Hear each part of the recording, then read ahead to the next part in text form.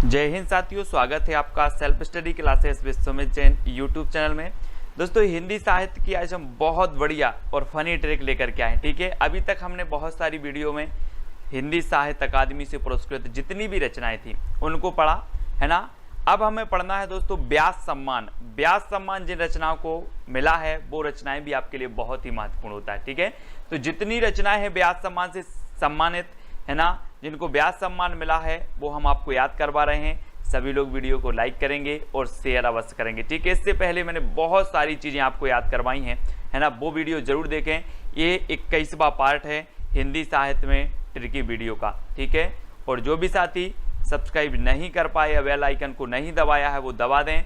और WhatsApp group से आपको जुड़ना है 9098609291। ये व्हाट्सएप नंबर आपको दिया है, इस व्हाट्सएप ग्रुप से आपको जुड़ जाना है। ठीक है, तो स्टार्ट करते हैं दोस्तों। आपको सबसे पहले तो क्या होगा, प्रश्न का जो टेस्ट है वो टेस्ट करवाएंगे और उसके बाद ट्रिक आपको बताएंगे। दोस्तों, व्यास सम्मान मिला भारत के भाषा परिवार और हिंदी के रचनाकार। तो जल्दी से हमें बताना है कि ये जो भारत के भाषा परिवार और हिंदी के रचनाकार, इसके जो रचनाकार है मतलब वो कौन है, ये चीज़ हमें बतानी है। और इस रचना को सबसे पहले व्यास सम्मान मिला था और ये रचना किसकी है दोस्तों, है ना। व्यास सम्मान वाले इन्होंने सोचा होगा कि सबसे पहले जो दिया जाए वो भारत के भाषा परिवार के लिए दिया जाए, है ना। और इसके रचनाकार है डॉक्टर रामविलास शर्मा। और एक नंबर यहाँ पर आपका बिल्कुल सही होगा। और 1991 में, जी हाँ दोस्तों, 1991 में इस रचना के लिए क्या मिला, व्यास सम्मान मिला। अब ये चीज़ आपको याद रखनी है कि भारत के भाषा परिवार और हिंदी, इसके लिए व्यास सम्मान कब मिला, 1991 में मिला। और ये रचना किसकी है, तो ये डॉक्टर रामविलास शर्मा की है। ये चीज़ भी याद रखनी है। ठीक है, अब कैसे याद रखोगे इसको, ऐसे याद रखना है कि सबसे पहले सोचा होगा कि हिंदी भाषा, भारत के भाषा जो परिवार हैं उनको दे दिया जाए। बाकी तो फिर इन भाषाओं में रचित रचनाओं को देना ही है। तो भारत के भाषा परिवार और हिंदी एक रचना है रामविलास शर्मा की, उसको दे दिया गया। ठीक है, अगला देख लो दोस्तों, नीला चांद। नीला चांद मैंने आपको कई बार बताया है। आपने शंकर जी की मूर्ति देखी होगी, शंकर जी की फोटो देखी होगी, देखी है। और यहाँ पर शंकर जी की यहाँ पर क्या है, नीला चांद रहता है। चांद रहता है ना यहाँ पर, चांद, तो हम बोलेंगे कि वो क्या है, नीला चांद, है ना। और नीला चांद किसके मस्तिष्क पर है, शंकर जी के, है ना, शिव जी के। तो ये नीला चांद रचना किसकी होगी, शिव प्रसाद सिंह की, है ना। शिव प्रसाद सिंह की रचना होगी दोस्तों। और आपको पता है कि इसके लिए साहित्य अकादमी पुरस्कार भी मिला 1990 में। 1990 में साहित्य अकादमी पुरस्कार मिला। और 1992 में इसे व्यास सम्मान भी मिल गया। 90 में नीला चांद के लिए साहित्य अकादमी पुरस्कार और 92 में व्यास सम्मान मिला। आपने याद कैसे किया, याद कैसे किया कि जो नीला चांद है, नीला चांद यानी कि चांद शिव जी के मस्तिष्क पर है। ये रचना हो जाएगी शिव प्रसाद सिंह की। ठीक है, और इसे 90 में साहित्य अकादमी और 92 में व्यास सम्मान भी मिला। ठीक है, और आपको पता है दोस्तों, शिव का बाण तोड़ा था किसने, राम जी ने। तो 92 में व्यास सम्मान इन्हें मिल जाएगा, व्यास सम्मान। ठीक है, तो ये दोनों रचनाएं आपको याद रखनी है, दोनों पुरस्कार इस रचना के लिए आपको याद रखनी है। ठीक है, अगला है मैं वक्त के हूँ सामने। मैं वक्त के हूँ सामने की रचनाकार कौन है, मैंने आपको कई बार बताया है कि अगर आप वक्त के सामने आ जाओ कभी तो गिर जाना। मैं वक्त के हूँ सामने, बोले वक्त के क्यों सामने हो, गिर जा, है ना। वक्त के क्यों सामने हो, गिर जा। तो मैं वक्त के हूँ सामने रचना किसकी है, गिरजा कुमार माथुर की। ठीक है, सी नंबर। और इसे साहित्य अकादमी पुरस्कार मिला 1991 में दोस्तों। और व्यास सम्मान मिल गया 1993 में। देखो बहुत सारी, ये तो बहुत ही महत्वपूर्ण रचनाएं हो जाती हैं जिन्हें 2-2 सम्मान मिल गए, है ना। मतलब बहुत ही इंपॉर्टेंट रचनाएं हैं जिन्हें साहित्य अकादमी भी मिल गया 1991 में और 92 में, 93 में इसको क्या मिल गया, व्यास सम्मान भी मिल गया। तो मैं वक्त के हूँ सामने, गिरजा कुमार माथुर, 91 में साहित्य अकादमी, 93 में व्यास सम्मान। ठीक है, ऐसे याद रखेंगे। अगला है सपना अभी भी के रचनाकार कौन है दोस्तों। सपना अभी भी है कि मैं धर्म की शरण में जाऊं। काय की शरण में जाना है, सभी का सपना रहता है, क्या रहता है कि मैं धर्म की शरण में जाऊं। आपका भी सपना होगा, है ना, कि नहीं है, सभी का सपना है कि धर्म की शरण में जाऊं और मैं धर्मवीर बनूं। क्या बनूं? धर्मवीर बनूं। ठीक है, और सभी का सपना है कि मैं धर्मवीर बनूं, यानी जो डी नंबर है वो बिल्कुल सही हो जाएगा। ठीक है, डी नंबर। अब कभी नहीं भूलेंगे आप। मैं बोलूँगा सपना अभी भी है, बोले सर हाँ सपना अभी भी है धर्मवीर बनने का। क्या? धर्मवीर बनने का। तो धर्मवीर भारती, और इसके लिए 1994 में दोस्तों, 1994 में क्या मिल गया? 1994 में इसे मिल गया दोस्तों, क्या मिल गया? व्यास सम्मान मिल गया। किसे? सपना अभी भी है। तो याद रख लेना, है ना, सभी लोग याद रखें। चोर का भी सपना हो जाता है, चोर से 94, है ना। कहीं पहले तो आप चोर थे, सपना अभी भी है आपका धर्म करने का, धर्मवीर बनने का। तो 94 चोर से 94 में इसे व्यास सम्मान मिला, और सपना अभी भी है धर्मवीर भारती। ठीक है, आत्मजयी के रचनाकार कौन है दोस्तों? हमने एक रचना पढ़ी थी, कोई दूसरा नहीं कुंवर चाहिए, कोई दूसरा नहीं कुंवर चाहिए। अब इसको कर लो कि कोई दूसरा नहीं आत्मजयी कुंवर चाहिए। कैसा चाहिए? आत्मजयी कुंवर चाहिए, कोई दूसरा नहीं चाहिए, यानी कि कुंवर नारायण। ठीक है, आ नंबर आपका बिल्कुल सही होगा। आत्मजयी कुंवर चाहिए तो कुंवर नारायण, कोई दूसरा नहीं, यानी कि 1995 में इसे साहित्य अकादमी पुरस्कार मिला, कोई दूसरा नहीं। ये रचना भी किसकी है? कुंवर नारायण की है। और आत्मजयी ये रचना भी किसकी है? कुंवर नारायण की है, और 1995 में इसे ये व्यास सम्मान मिला दोस्तों, है ना। दो रचनाएं इनकी है, बहुत ही बढ़िया रचनाएं हैं। कोई दूसरा नहीं कुंवर चाहिए, 1995 साल का कुंवर चाहिए। ठीक है, याद रखेंगे। और 95 में ही दोस्तों इनकी आत्मजयी को मिला व्यास सम्मान, और 95 में ही कोई दूसरा नहीं इस रचना के लिए साहित्य अकादमी पुरस्कार मिला। ठीक है, तो ये चीज भी आपको याद रखनी है, सभी लोग याद रखेंगे, है ना, सभी लोगों को याद रखना है। और अगला देख लेते हैं यहाँ पर, हिंदी साहित्य और संवेदना का विकास की रचनाकार कौन है? हिंदी साहित्य और संवेदना, 4 विकल्प हैं दोस्तों। एक चीज बताना कि मैं जिसके बारे में जानता हूं उसके प्रति संवेदना प्रकट करता हूं, है ना। मैं जिसका स्वरूप जानता हूं उसके बारे में संवेदना प्रकट करता हूं। मैं जिसका स्वरूप ही नहीं जानता तो क्या संवेदना प्रकट करना। तो स्वरूप जानता हूं, है ना, उसके बारे में क्या करते हैं? संवेदना प्रकट करते हैं। तो डॉक्टर रामस्वरूप चतुर्वेदी की रचना हो जाएगी। बोले सर मैं संवेदना प्रकट न करने गए था क्योंकि मुझे उसका स्वरूप पता था कि वो बहुत अच्छा है। हिंदी साहित्य और संवेदना का विकास ये रामस्वरूप चतुर्वेदी का है। ठीक है, हम हिंदी साहित्य का विकास जानते हैं, हिंदी साहित्य के बारे में जानते हैं, हिंदी साहित्य के बारे में संवेदना प्रकट करेंगे क्योंकि हमें इसका स्वरूप पता है, स्वरूप। ठीक है, और इस रचना के लिए दोस्तों 1996 में व्यास सम्मान मिल गया। किसे? हिंदी साहित्य और संवेदना के विकास के लिए। तो ये चीज आपको याद रखनी है। और दोस्तों उत्तर कबीर तथा अन्य कविताएं के रचनाकार कौन है? उत्तर कबीर तथा अन्य कविताएं, कुंवर नारायण, डॉक्टर रामस्वरूप चतुर्वेदी, डॉक्टर केदारनाथ सिंह, या फिर गोविंद मिश्र। तो उत्तर कबीर तथा अन्य कविताएं के जो रचनाकार हैं वो हैं दोस्तों 1997 में से व्यास सम्मान मिला, और वो केदारनाथ से हैं। तो इसको याद रख लेना है ना। उत्तर कबीर तथा अन्य कविताएं, है ना, उत्तर कबीर तथा अन्य कविताएं। कैसे याद रखोगे? कबीर की बात आई है दोस्तों यहाँ पर, तो केदारनाथ में जब बाढ़ आई तो कबीर भी क्या गए? देखने गए। इस प्रकार से रख लेंगे, कबीर भी देखने गए थे। तो उत्तर कबीर तथा अन्य कविता रचना केदारनाथ सिंह की है। 1997 में क्या मिल गया? इसे व्यास सम्मान मिल गया, व्यास। ठीक है, अगला देखते हैं दोस्तों, 5 आंगनों वाला घर। 5 आंगनों वाला घर की रचनाकार बताना है। आपको पता होगा दोस्तों कि आपने पढ़ी होगी, सूरदास ने लिखी है कि घुटरू बन खेलत, कृष्ण जी के बारे में लिखा है ना। घुटरू बन खेलत, आंगन में घुटरू बन खेलत, इस प्रकार से एक पंक्ति उन्होंने लिखी है। तो आंगन में कौन खेलते थे? आंगन में खेलते थे दोस्तों कृष्ण जी, उनका नाम ही गोविंद है ना। तो 5 आंगनों वाले घर में खेलते थे कौन? गोविंद। तो गोविंद मिश्र। इसके रचनाकार कौन होंगे?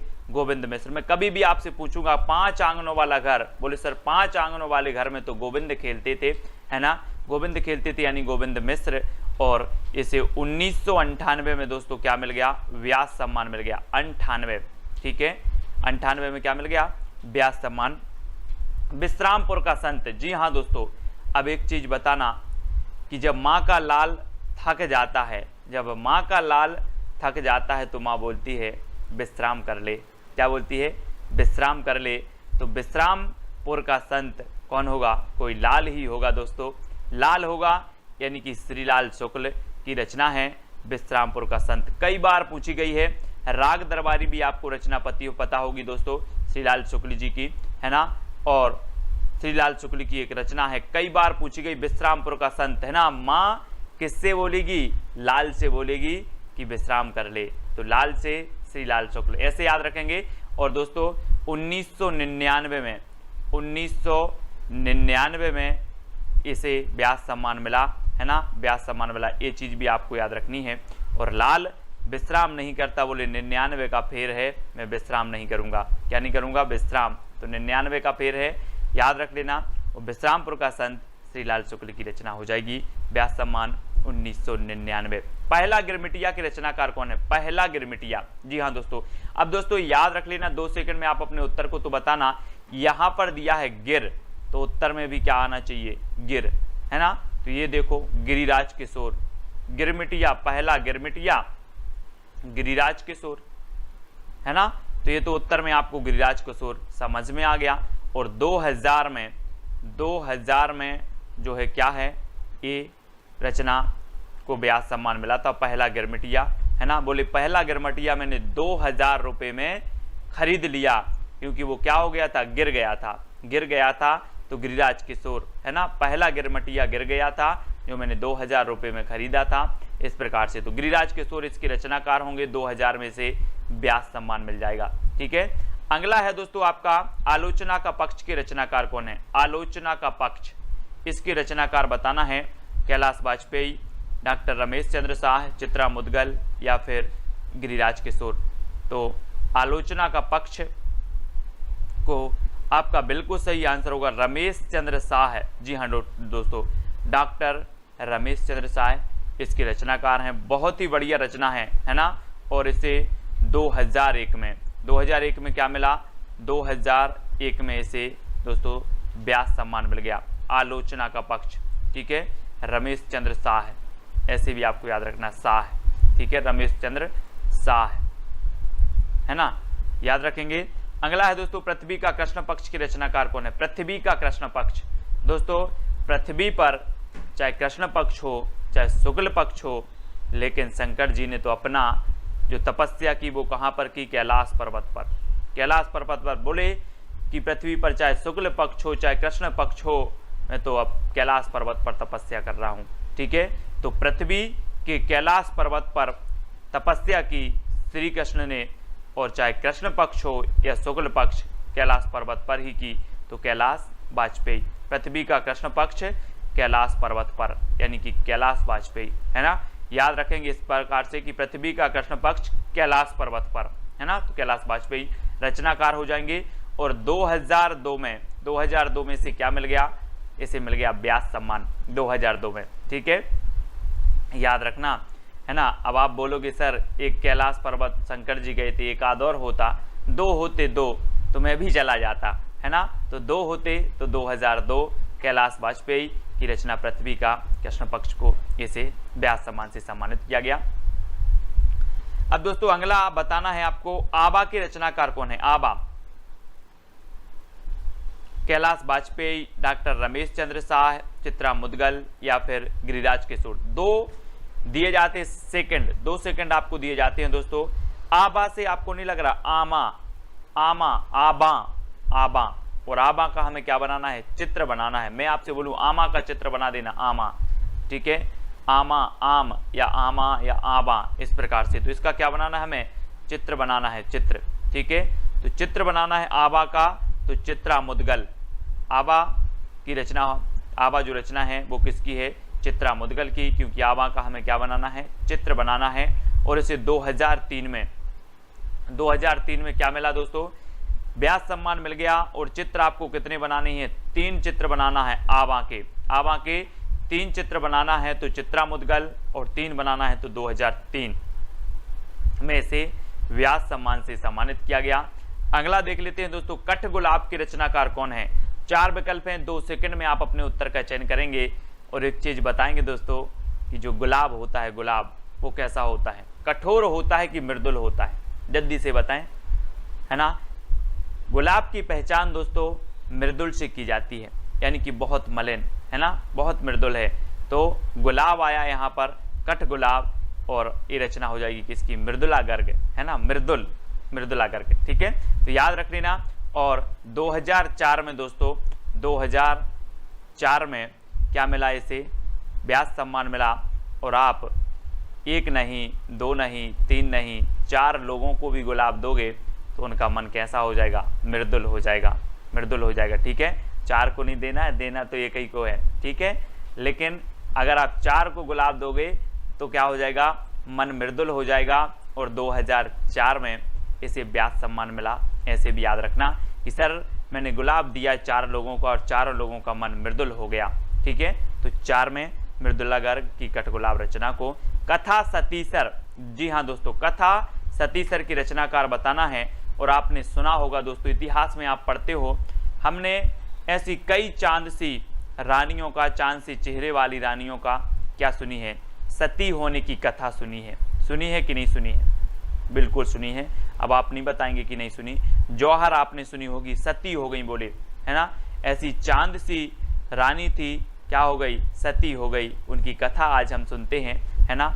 तो कथा सतीसर, कथा सती की, कौन सी सती की, जिनके चेहरे चांद से थे, है ना, जो चांद से चेहरे वाली थी। तो चंद्रकांता, चंद्रकांता, है ना, याद रख लेंगे। कथा सतीसर के रचनाकार कौन होंगे, चंद्रकांता, है ना। सती बात आई, सती, तो अब सती भूल जाना, कैसी सती थी, चांद सी सती थी, चांद से चंद्र और कांता, ठीक है। इस प्रकार से याद रखेंगे। और 2005 में इसे मिल गया व्यास सम्मान, 2005 में, ठीक है, 5 में याद रखना। कविता का अर्थात के रचनाकार कौन है। कविता का अर्थात दोस्तों, एक चीज बताना, आप कविता पढ़ते हो, कविता पढ़ते हो, अगर कविता का अर्थ आपको पता चल जाए तो क्या होता है, कविता का अर्थ अगर पता चल जाए तो आनंद आ जाता है। कविता पढ़ने में तभी आनंद है जब आप कविता का अर्थ पता हो, ठीक है। तो कविता का अर्थ पता चल जाए तो क्या आ जाता है, परम आनंद आ जाता है। तो परमानंद श्रीवास्तव, परमानंद श्रीवास्तव बोले सर बहुत बढ़िया ट्रिक बताई आपने कि कविता का अर्थ पता चल जाए तो परम आनंद आ जाता है। तो परमानंद श्रीवास्तव। और इसे 2006 में, जी हाँ दोस्तों, 2006 में इसे क्या मिला, व्यास सम्मान मिला, ठीक है। तो ये याद रख लेना है और आपको पता करना है कि कविता का अर्थ परमानंद, ठीक है। अगला है समय सरगम की रचनाकार कौन है दोस्तों। समय को क्या बनाना है, हमें सरगम बनाना है दोस्तों। समय एक सा नहीं होता, समय को सरगम बनाना है। कैसे बनेगा, समय सरगम की रचनाकार बताना। यहाँ पर 2 सेकंड में आपका समय है। और दोस्तों अगर आपके साथ कृष्ण आ जाएं, आपके साथ कृष्ण आ जाएं तो आपका समय क्या होगा, सामान्य नहीं रहेगा, सरगम बन जाएगा। कैसा बन जाएगा, सरगम बन जाएगा। अगर आपके साथ कृष्ण आ जाएं तो आपका समय सरगम बन जाएगा। तो कृष्णा सोप्ती की रचना है कौन सी, समय सरगम। समय सरगम याद रख लेना। अब आप कभी नहीं भूलोगे, आपसे पूछा जाएगा कि समय सरगम की रचनाकार कौन है, बोले समय को सरगम बनाना है तो कृष्ण की जयकार करो, है ना, कृष्ण के दरबार में जाओ, कृष्ण की शरण में जाओ। तो इस प्रकार से कृष्णा सोप्ती जी की ये रचना है। और इसे 2007 में, जी हाँ दोस्तों, 2007 में व्यास सम्मान मिला। इसलिए कृष्ण को साथ में लेकर चलना है, कृष्ण के साथ में चलना है, ठीक है। याद रख लेना, कृष्ण को मन में साथ में रखना है। तो साथ में रखना है तो साथ में इसे व्यास सम्मान भी मिल जाता है, ठीक है। अगला है एक कहानी यह भी। एक कहानी यह भी की रचनाकार कौन है। मैंने आपको याद करवाया था दोस्तों कि कोई भंडारे में जाता है, आप लगे भंडारे होते हैं, भंडारे में अगर कुछ हो गया, लड़ाई हो गई, तो बोले एक कहानी यह भी बन गई। अब एक कहानी यह भी काय में, भंडारे में, एक कहानी यह भी भंडारे में। तो मन्नू भंडारी की रचना है कौन सी, एक कहानी यह भी, यानी कि आपका जो विकल्प नंबर सी है वो बिल्कुल सही हो जाएगा। और 2008 में इसे व्यास सम्मान मिला, है ना। और आपका कोई 8 साल का बच्चा भंडारे में जाता है और लड़ाई हो जाती है तो एक कहानी यह भी, याद रखेंगे, आप कभी नहीं बोलोगे। आप एक कहानी है भी मन्नू भंडारी। दोस्तों आपको बताना, इन्हीं हथियारों से मैंने आपको याद करवाई थी, इसे साहित्य अकादमी पुरस्कार भी मिला है इस रचना के लिए। आपको बताना ये किसकी रचना है। 2 सेकंड दिए जाते हैं और मैं आपको ट्रिक बताता हूं। इन्हीं हथियारों से, अब यहां पर कर दूं, इन्हीं हाथों से, इन्हीं हाथों से हमें क्या होना है, अमर हो जाना है। इन्हीं हाथों से अमर हो जाना है। तो इन्हीं हथियारों से या हाथों से जो रचना होगी वो किसकी होगी, अमर हो जाना है तो अमरकांत की। ठीक है, अमरकांत यानी आपका डी नंबर बिल्कुल सही होगा। और दोस्तों 2007 में इसे साहित्य अकादमी पुरस्कार मिला और 2009 में इसे व्यास सम्मान भी मिला। बहुत ही बढ़िया रचना है, कई बार पूछी गई है ना। आपसे पूछा जाएगा इन्हीं हथियारों से, बोले हाँ इन्हीं हाथों से, हथियारों से हमें अमर हो जाना है, अमर। ठीक है, और दोस्तों 7 में साहित्य अकादमी और 9 में व्यास सम्मान इसे मिला है इन्हीं हथियारों से। ठीक है, फिर भी कुछ रह जाएगा, फिर भी कुछ रह जाएगा, कहाँ पर, इस विश्व में फिर भी कुछ रह जाएगा।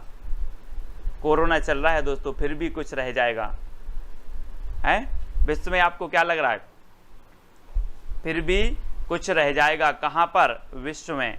विश्व में तो विश्वनाथ तिवारी, विश्वनाथ तिवारी, ये नंबर आपका बिल्कुल सही होगा। फिर भी कुछ रह जाएगा विश्व में।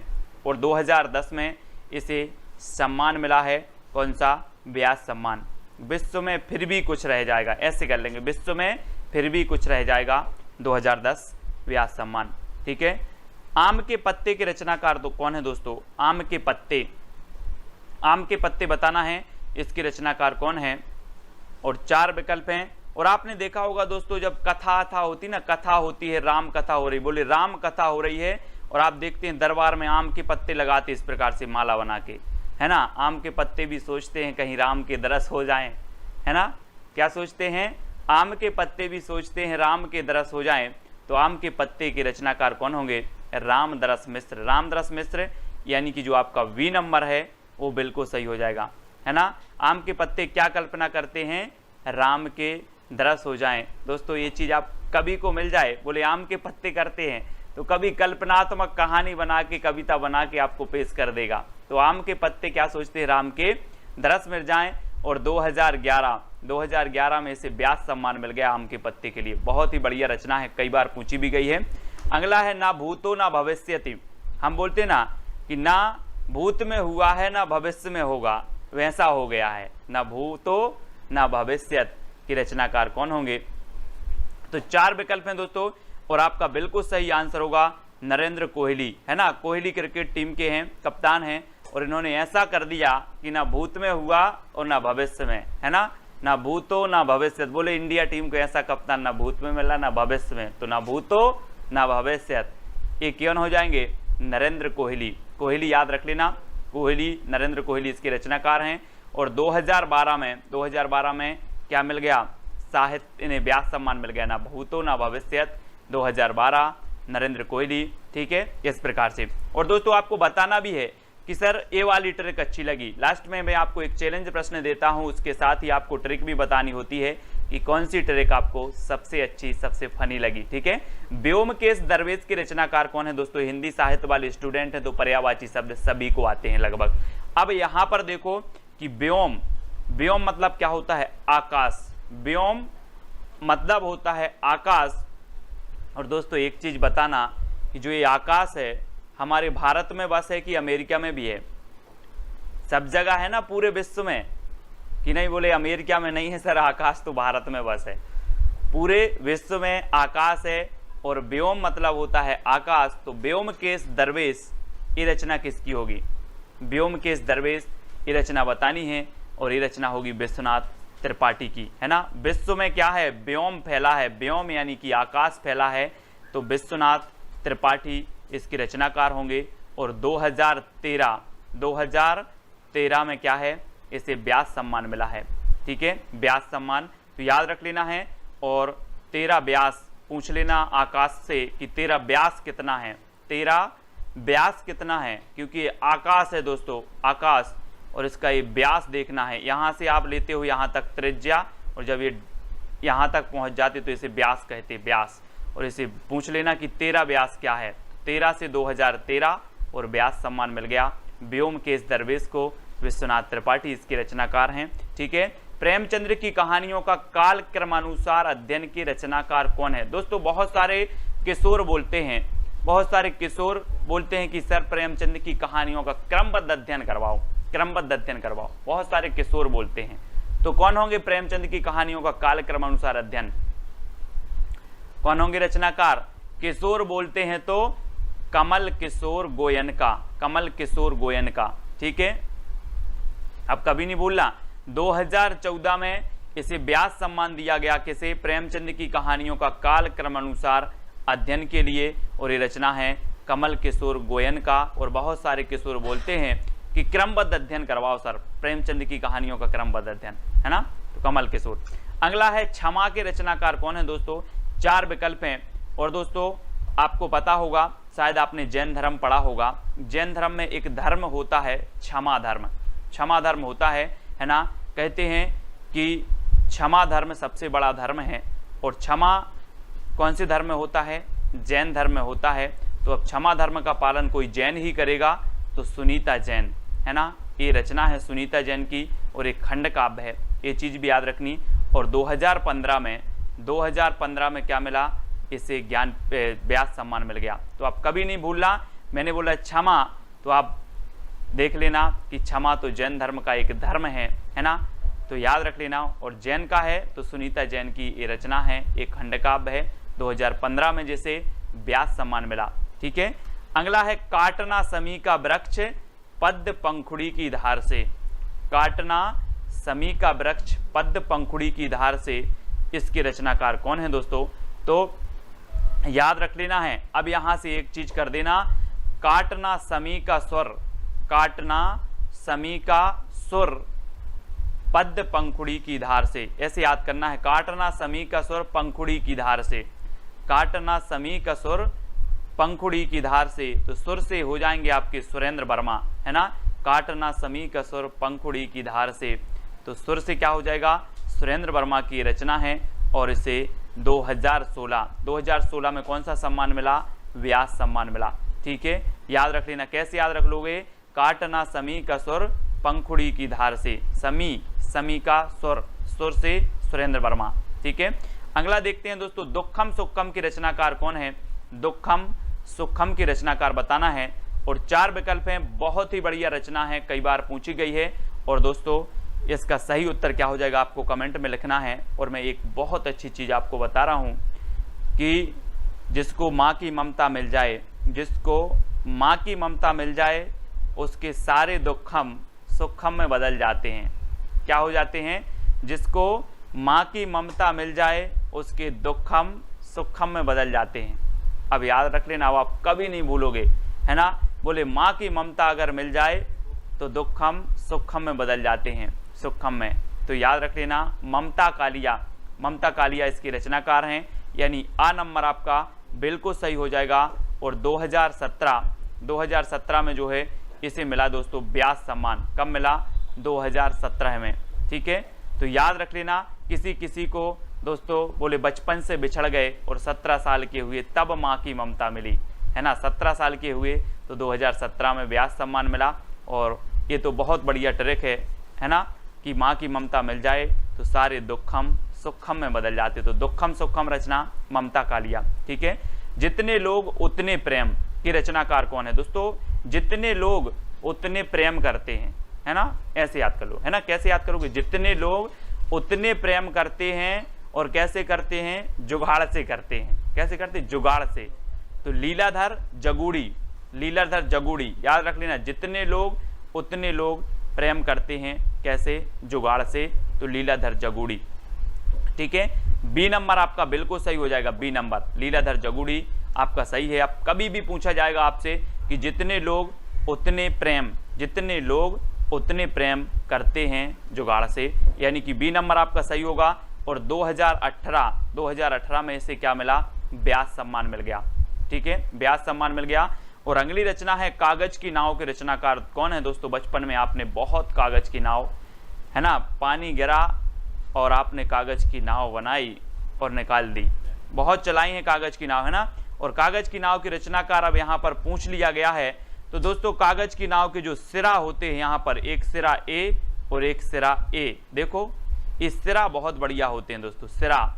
और जब कागज की नाव निकलती है तो ना उसका सिरा होता है कि कहाँ पहुँचती है, वो कोई सिरा नहीं, ना सिरा, बोले ना सिरा, है ना, ना सिरा। तो याद रख लेना कागज की नाव का ना सिरा, नासिरा शर्मा की रचना है कागज की नाव। और इसे 2019 में दोस्तों क्या मिला, व्यास सम्मान मिल गया। तो याद रख लेना 2019 में व्यास सम्मान किसे मिला, तो बता देना कागज की नाव को, और ये रचना है नासिरा शर्मा की। ठीक है, अब दोस्तों यहाँ पर आपके जो व्यास सम्मान है वो कंप्लीट होते हैं, व्यास सम्मान जितने भी व्यास सम्मान से सम्मानित रचनाएं हैं। अब आपको बताना है कि सुमित्रा नंदन पंत की जो चिदंबरा रचना है, इसके लिए तो हमने पिछली वीडियो में भी पूछ लिया था ज्ञानपीठ पुरस्कार, ठीक है। लेकिन अब हम नेक्स्ट आपसे पूछ लेते हैं कि कलाधर किसका उपनाम है। कलाधर बताना है, कलाधर किसका उपनाम है। आपके पास 4 विकल्प हैं, सुमित्रा नंदन पंत, दूसरा है आपका निराला, तीसरा है जयशंकर प्रसाद और चौथा है नागार्जुन। ठीक है, ये 4 विकल्प में से आपको बताना है कि कलाधर उपनाम किसका है। सभी लोग इस चैलेंज प्रश्न का उत्तर बताएंगे, और इस सुमित्रा नंदन की चिदंबरा का भी आपको बताना है, फिर से इसका भी बताएंगे कि कब इसे जो है ज्ञानपीठ पुरस्कार मिला, 72 में किसे मिला, 78 में किसे मिला, 82 में किसे मिला, ये भी आपको बतानी है। और कलाधर उपनाम किसका था, ये भी आपको बतानी है। ठीक है, तो आपको बताना है दोस्तों कि सबसे अच्छी ट्रिक कौन सी लगी। ठीक है, आपको कमेंट में लिख के बताना है, और कितनी चीज़ें आपको याद हुई, कितने % आपको याद हुआ इन ट्रिकों से, क्योंकि जो आपकी ज्ञानपीठ पुरस्कार से सम्मानित रचनाएं, साहित्य अकादमी पुरस्कार से सम्मानित रचनाएं, सरस्वती पुरस्कार से सम्मानित, व्यास सम्मान से पुरस्कृत जो रचनाएं होती हैं वो सबसे इंपॉर्टेंट रचनाएं होती हैं, अधिकांश रचनाएं वो ही पूछी जाती हैं। ठीक है, इनको हमें अच्छे से पढ़ना है, रटना है। ठीक है, और दोस्तों जो भी साथी व्हाट्सएप ग्रुप से नहीं जुड़े हैं वो 9098609291 ये नंबर है, इस पर आप SMS करेंगे, MSG करेंगे तो आपको क्या मिल जाएगी, लिंक मिल जाएगी व्हाट्सएप ग्रुप की। और दोस्तों अपना एक टेलीग्राम ग्रुप है IAS स्टडी ट्रिक। ठीक है, आपको सर्च कर लेना है टेलीग्राम में और ज्वाइन हो जाना है। वीडियो अच्छा लगा हो तो लाइक करके कमेंट में बता देना, और प्रोत्साहन के 2 शब्द भी आप लिख देना। ठीक है, वीडियो को लाइक और शेयर अवश्य करना। आज के वीडियो के लिए बस इतना ही। जय हिंद।